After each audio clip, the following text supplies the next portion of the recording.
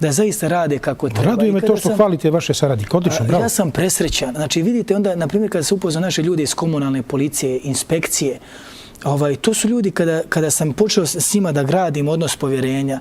Naravno, ja ih nekad ne krivim za neke stvari, poput tog kajaka i svih mnogih stvari se moralo žmiriti. Vidio sam od njih i prečutno i da su oni sve to znali, ali je tada bilo vrijeme da se... Znamo mi sve u ovom gradu što se događa, manje više. Ali je bilo vrijeme o tom da se ćuti. I veliko hvala vrijednim radnicima gradske uprave, naših odjeljenja, našim načelnicima, cijelom mom timu veliko hvala. Hvala vrijednim ljudima u našim ustanovama, preduzećima na podršci.